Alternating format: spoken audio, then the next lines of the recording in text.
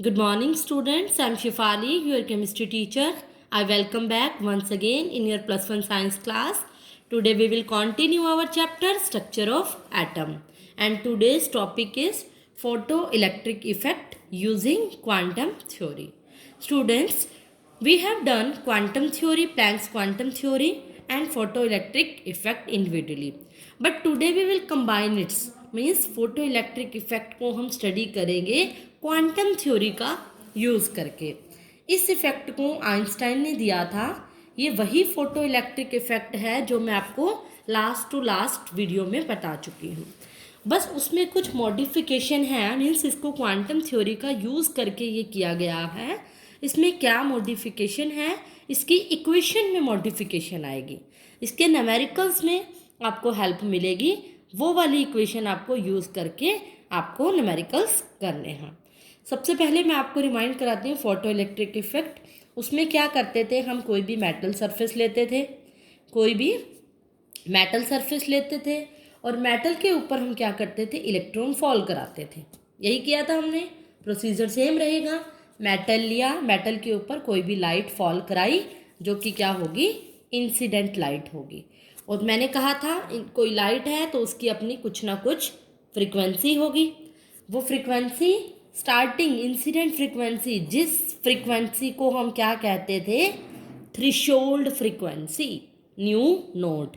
क्यों? क्योंकि वो फ्रीक्वेंसी कौन सी थी, मैंने बताया था कि उस फ्रीक्वेंसी के फॉल कराते ही, उस फ्रीक्वेंसी की लाइट फॉल कराते ही इलेक्ट्रॉन्स क्या होना शुरू हो जाते थे, यहाँ से इजेक्ट होना शुरू हो जाते थे, चलना शुरू हो जाते थे।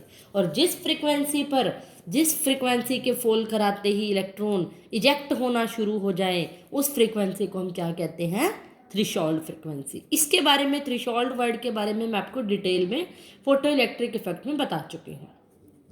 और अब होगा क्या, जैसे ही इलेक्ट्रॉन फॉल कराए, लाइट फॉल की, इलेक्ट्रॉन इजेक्ट हुए, तो आइंस्टाइन ने इसको क्या कहा कि इलेक्ट्रॉन लाइट फॉल कराते ही इजेक्ट नहीं होंगे, एकदम से वो एनर्जी नहीं लगेगी। उसने कहा कि इलेक्ट्रॉन जो होते हैं किसी भी मेटल के न्यूक्लियस से क्या है, बाउंडेड होते हैं, जुड़े हुए होते हैं।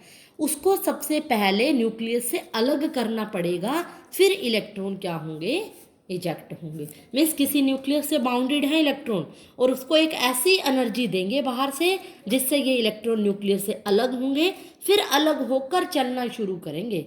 मीन्स उसने कहा कि जो एनर्जी होगी ऑफ स्ट्राइकिंग फोटोन, फोटोन की जो, फोटोन मतलब लाइट से है जो ऊपर आ रही है, वो जो एनर्जी होगी वो टोटल हमारी एनर्जी कितनी होगी, बाइंडिंग एनर्जी प्लस में काइनेटिक एनर्जी के बराबर होगी। बाइंडिंग एनर्जी अब कौन सी है, जो इलेक्ट्रॉन न्यूक्लियस से बाउंड हुए हैं उसको अलग करने के लिए जो एनर्जी लगेगी, यानी स्टार्टिंग एनर्जी, तो कौन सी होगी, बाइंडिंग। प्लस काइनेटिक, अलग होने के बाद इलेक्ट्रॉन जब चलेंगे, चलना मतलब मोशन में आना, और हमें पता है जब कोई भी चीज़ चलती है, मोशन में होती है, तो एनर्जी कौन सी होती है, काइनेटिक एनर्जी। इसीलिए उसने ये इक्वेशन दी कि टोटल एनर्जी किसके बराबर होगी, बाइंडिंग प्लस में काइनेटिक एनर्जी। अब इसका फॉर्मूला क्या होगा, देखो बाइंडिंग एनर्जी स्टार्टिंग एनर्जी है, यानी स्टार्टिंग फ्रीक्वेंसी यूज होगी, और स्टार्टिंग फ्रीक्वेंसी को हम कौन सा नाम देते हैं, थ्रेशोल्ड फ्रीक्वेंसी का। इसीलिए जो एनर्जी होगी वो भी थ्रेशोल्ड एनर्जी होगी। हमने उस दिन क्या किया था, E is equals to H nu बताया था मैंने, एनर्जी न्यू फ्रीक्वेंसी। लेकिन स्टार्टिंग फ्रीक्वेंसी है तो थ्रेशोल्ड फ्रीक्वेंसी है, तो एनर्जी भी कौन सी होगी, एच न्यू नॉट। और हमें पता है काइनेटिक एनर्जी का क्या फॉर्मूला होता है, हाफ एम वी स्क्वायर, और ये टोटल एनर्जी एच न्यू। ये क्या हो गई इक्वेशन। यानी कि फोटो इलेक्ट्रिक इफेक्ट का कहीं आपको न्यूमेरिकल नज़र आए तो आपने क्या करनी है, ये वाली इक्वेशन यूज़ करनी है। इसको मैं मॉडिफाई भी कर सकती हूँ, अगर मान लो इधर ले जाऊँ, h nu naught equal to half m v square, यानी कि काइनेटिक एनर्जी निकालनी हो तो आप ये इक्वेशन यूज़ कर लो डायरेक्ट, एच कॉमन ले लो, nu minus nu naught equal to half m v square. H मैंने उस दिन बताया था प्लैंक्स कांस्टेंट होता है, जिसकी वैल्यू क्या थी, 6.626 इंटू 10⁻⁻³ जूल। ये इसकी वैल्यू थी। तो हमने ये सब डिटेल में पढ़ चुके हैं प्लैंक्स कांस्टेंट के बारे में। और इसके अगर ऑब्जर्वेशन आ जाए, मीन्स आपको कह दे फोटो इलेक्ट्रिक इफेक्ट बताओ, तो आपने अब से फोटो इलेक्ट्रिक इफेक्ट ये वाला इफेक्ट एक्सप्लेन करना है। यानी कि ये इक्वेशन और इसकी ऑब्जर्वेशन तो वही रहेंगी, सेम जो आपको मैं बता चुकी हूँ। फिर भी एक बार ओवरव्यू दे देती हूँ। वैसे तो पिछली वीडियो में है, डिटेल में मैंने बता रखी है, बट तीनों पॉइंट एक बार मैं फिर से बता देती हूँ। फर्स्ट पॉइंट क्या था कि कोई भी न्यू नोट थ्रेशोल्ड फ्रीक्वेंसी देंगे तब ही इलेक्ट्रॉन क्या होंगे, इजेक्ट होंगे। मीन्स अगर कोई फ्रीक्वेंसी न्यू थ्रेशोल्ड फ्रीक्वेंसी से कम है, उसकी वैल्यू थ्रेशोल्ड फ्रीक्वेंसी से कम वैल्यू है, तो क्या होंगे, इलेक्ट्रॉन इजेक्ट नहीं होंगे। मीन्स कम से कम उसकी थ्रेशोल्ड फ्रीक्वेंसी की वैल्यू होनी चाहिए, और वो अलग मेटल के लिए अलग अलग होती है। ये बात मैं बहुत डिटेल में बता चुकी हूँ। दूसरी पॉइंट मैंने क्या कहा था कि जितनी फ्रीक्वेंसी होगी, जितनी ज़्यादा फ्रीक्वेंसी होगी लाइट की, उतने ज़्यादा क्या होगी, इलेक्ट्रॉन की काइनेटिक एनर्जी होगी। मीन्स इलेक्ट्रॉन की जो स्पीड होगी वो किस पे डिपेंड करेगी, उसकी फ्रीक्वेंसी पे डिपेंड करेगी। अगर मैं फ्रीक्वेंसी ज़्यादा करूँगी इलेक्ट्रॉन्स की, तो उसकी काइनेटिक एनर्जी भी क्या होगी, ज़्यादा होगी, इलेक्ट्रॉन उतनी तेज़ी से निकलेंगे। तीसरा लास्ट पॉइंट मैंने क्या बताया था कि जितनी ज़्यादा इंटेंसिटी होगी, ब्राइटनेस होगी लाइट की, उतने ही ज़्यादा photons, number of electrons ejected, means electron उतने ज़्यादा निकलेंगे। नंबर ऑफ इलेक्ट्रॉन इजेक्टेड निकलना किस पे डिपेंड करेगा, इंटेंसिटी पे। ये ऑब्जर्वेशन हम तीनों कर चुके हैं। तो जब भी आपको फोटो इलेक्ट्रिक इफेक्ट पूछा जाए, तो आप पहले तीनों इसकी ऑब्जर्वेशन बाद में बता सकते हो, या ऑब्जर्वेशन पहले भी लिख सकते हो, डजेंट मैटर, और उसकी आपको इक्वेशन और ये डायग्राम बनाकर आपको एक्सप्लेन करना है। तो अब से फॉर्मूला कौन सा यूज़ करना है आपको, ये वाला एच न्यू वाला। That's clear.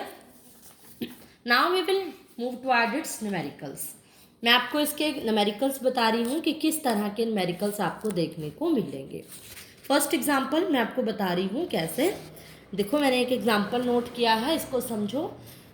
रूल हमारा वही रहेगा पहले कि सबसे पहले हमें क्या लिखना होता है, गिवन डैट। स्टेटमेंट को रीड करो केयरफुली और उसमें जो डाटा गिवन है वो निकालो। क्या लिखा है, calculate the kinetic energy of electron when UV radiation, ultraviolet radiation है, कोई लाइट है जिसकी फ्रीक्वेंसी गिवन है। अब कोई फ्रीक्वेंसी गिवन है तो उसको हम न्यू लिखेंगे ना। इसने तो नहीं कहा कि थ्रेशोल्ड फ्रीक्वेंसी है। आपने ये नहीं करना कि हाँ ये लाइट की फ्रीक्वेंसी है, तो आपने अपने आप नहीं समझ लेना कि ये थ्रेशोल्ड फ्रीक्वेंसी होगी। अगर वो थ्रेशोल्ड होगी तो वो कहेगा कि ये थ्रेशोल्ड है। सिंपल फ्रीक्वेंसी है तो वो न्यू ही समझनी है। यहाँ पर से थोड़ा सा आपको अपने आप अंडरस्टैंड करना है। तो ये फ्रीक्वेंसी है न्यू, 10⁻15 सेकेंड इनवर्स। और न्यू नोट आपको गिवन है, थ्रेशोल्ड कितनी है, 5 × 10⁻14 second inverse. Now to find, अगला स्टेप क्या बनाओगे आप, टू फाइंड क्या निकालना है, कैलकुलेट द काइनेटिक एनर्जी। अब आपको क्या निकालनी है इस न्यूमेरिकल में, काइनेटिक एनर्जी। प्रूफ में क्या करोगे, क्या बताया था, अब आपको यहाँ से क्लियर हो रहा है। देखो अल्ट्रा वायलेट रेडिएशन है और जिसकी फ्रीक्वेंसी ये है, किसी पोटाशियम मेटल के ऊपर गिर रही है, तो आपको यहीं से पढ़ते ही समझ आ जाना चाहिए, जब किसी मेटल के ऊपर कोई भी लाइट की रेडिएशन गिरती है तो वहाँ इफेक्ट कौन सा लगता है, फोटो इलेक्ट्रिक इफेक्ट। फोटो मतलब लाइट गिरी, इलेक्ट्रिक इलेक्ट्रॉन चल के इलेक्ट्रिसिटी जनरेट हुई, और मेटल के ऊपर गिर रही है तो ये फोटो इलेक्ट्रिक इफेक्ट में हमने पढ़ा था। तो इसके अंदर हम ऑटोमेटिकली क्या करेंगे, फोटो इलेक्ट्रिक इफेक्ट का फॉर्मूला लगाएंगे। मैंने जो आपको इक्वेशन अभी बताई थी, सीधी सी equation, h nu is equals to H nu naught plus half m v square. Direct हम ये यूज़ कर लें, h nu is equals to H nu naught plus half m v square. अब देखो यहाँ पे काइनेटिक एनर्जी पूछी है, तो हाफ एम बी स्क्वेयर लिखने की बजाय मैं यहाँ पे डायरेक्ट काइनेटिक भी तो लिख सकती हूँ, क्योंकि मुझे यही निकालनी है, मुझे कोई मास और वेलोसिटी तो निकालना नहीं। तो मैं इस फॉर्मूले को ओपन करती काइनेटिक के। अब मुझे निकालनी ही एनर्जी है तो मैं डायरेक्ट इसको के ही लिख दूँगी, वही डिराइव करूँगी, इसको उधर ले जाऊँगी। ये जो मैंने पहले भी बताया था अभी, एच कॉमन लेंगे, nu minus nu naught equal to kinetic energy. Direct आप ये फॉर्मूला भी यूज़ कर सकते हो, मैंने फिर से डिराइव करके बता दिया। पुटिंग दीज वैल्यूज, एच की वैल्यू मैंने बताई थी प्लैंक्स कांस्टेंट की वैल्यू इंटू 10⁻⁻34 हो गई, इंटू क्या है 1.6, न्यू की वैल्यू क्या है ये रही, इंटू 10⁻15 माइनस न्यू नोट की वैल्यू क्या है 5 into 10⁻14 equal to kinetic energy. अब तो कैलकुलेशन है, कैसे करते हैं, पहले ब्रैकेट वाले को सोल्व करोगे, इन दोनों को माइनस करोगे, जो आंसर आएगा इससे मल्टीप्लाई करोगे, फिर दोनों को सॉल्व करके हमारी एनर्जी आ जाएगी। सोल्व करके मैं आपको डायरेक्ट इसका आंसर बता देती हूँ। इसका आंसर आएगा 7.29 इंटू 10⁻⁻19 जूल। सोल्व करोगे, कैलकुलेशन करोगे, आपको ये आंसर मिल जाएगा। ये तो थी इसकी काइनेटिक एनर्जी। इस तरह के न्यूमेरिकल आपको देखने को मिलेंगे। एक छोटा सा न्यूमेरिकल मैं आपको और बता देती हूँ कि कई बार ज़रूरी नहीं होता कि हमें ये फॉर्मूला पूरा यूज़ करना पड़े। कई बार ऐसा होता है कि ये वाला फॉर्मूला पूरा यूज़ करने की बजाय मैं इस काइनेटिक एनर्जी का जिक्र ही ना कर रहा हूँ, वो सिर्फ इतना कह रहा हूँ कि इलेक्ट्रॉन इजेक्ट हो रहे हैं, उसने नहीं कहा कि इलेक्ट्रॉन चले हैं, तो आप काइनेटिक एनर्जी नहीं लगाओगे। मीन्स इस तरह के फॉर्मूले जब न्यूमेरिकल आए तब आप फॉर्मूला कैसे लगाओगे, कितना लगाओगे, ये मैं आपको बता देती हूँ। Let's do for example EM radiation है, कोई भी इस तरह का एग्जाम्पल ले लो जिसकी मान लो वेवलेंथ गिवन है, आपको दी होगी स्टेटमेंट में, इक्वल टू 242 नैनोमीटर है length, wavelength is just sufficient to ionize the sodium atom, कि ये सोडियम एटम को आयनाइज कर रहा है। Ionize the sodium atom, calculate the ionization energy of sodium, ये कहा है इसने।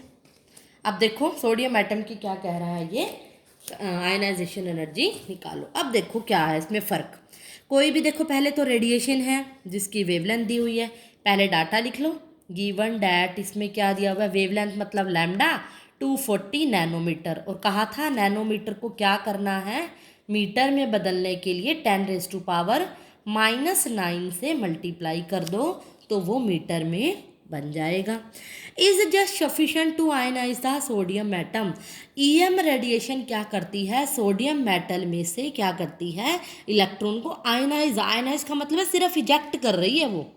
Calculate the ionization energy of sodium atom, अब आपने क्या करनी है, सिर्फ वो एनर्जी निकालनी है, आयनाइजेशन बता दिया इजेक्ट करने वाली, मीन्स इलेक्ट्रॉन को इजेक्ट करने में जो एनर्जी लग रही है सिर्फ वो एनर्जी बताओ। इसने अब नहीं कहा कि काइनेटिक एनर्जी बताओ, मैं इलेक्ट्रॉन चलने के बाद नहीं बताओ, कि टोटल एनर्जी जैसे मैंने कहा था बाइंडिंग प्लस काइनेटिक होती है, तो आपको इस केस में सिर्फ बाइंडिंग लेनी है, काइनेटिक नहीं लेनी, क्योंकि इलेक्ट्रॉन चले नहीं है इस बार। इसने सिर्फ कहा है जो इलेक्ट्रॉन को आयनाइज करने में एनर्जी लगी है वो एनर्जी निकालो। तो मीन्स एनर्जी का जो फॉर्मूला लगेगा E इज इक्वल्स टू कौन सा लगेगा, एच न्यू। तो अब यहाँ पे आपको लेने की जरूरत नहीं है H nu is equals to H nu naught, फिर तो एक अलग डेफिनेशन हो जाएगी। वहाँ पर क्या होगा, आपको बताना पड़ेगा थ्रेशोल्ड फ्रीक्वेंसी क्या है, वो एक फॉर्मूला नहीं लेके चलोगे। मीन्स यहाँ पर उस टाइम आप एनर्जी लोगे और सिंपल जो पिछले फोटो इलेक्ट्रिक इफेक्ट में मैंने बताया था E is equals to H nu, ये लेकर चलोगे। ये डिफरेंस आपको पता होना चाहिए। तो एच न्यू हमें दिया नहीं दिया हुआ तो वेवलेंथ दी हुई है, न्यू और वेवलेंथ में क्या रिलेशन है, ये मैंने फर्स्ट लेक्चर में आपको बताए थे formula, nu is equals to C upon में लैम्डा पुट किया, पुटिंग दिस वैल्यू, एच की वैल्यू 6.626 इंटू 10⁻⁻34, और आपको पता है C वेलोसिटी ऑफ लाइट की क्या वैल्यू होती है, 3 इंटू 10⁸, लैम्डा की वैल्यू क्या है 242 इंटू 10⁻⁻9 मीटर। अब तो कैलकुलेशन ही है, सॉल्व करोगे इसको, जब E की वैल्यू क्या आ जाएगी, सॉल्व करके यहीं लिख देती हूँ, E इज इक्वल्स टू क्या आ जाएगी 8.21 इंटू 10⁻⁻19 जूल। तो अब आप इसको मोल में भी निकाल सकते हो, चाहो तो यहाँ भी छोड़ सकते हो। आप ये लिख सकते हो एनर्जी पर मोल का मतलब मोल कंसेप्ट यूज़ करना है, मीन्स आपको क्या करना है, इसको एवोगैद्रो नंबर से मल्टीप्लाई। जो ये वैल्यू है इसको आपने क्या करना है, एवोगैद्रो नंबर क्या था, 9th में पढ़ा था, 6.023 इंटू 10⁻23।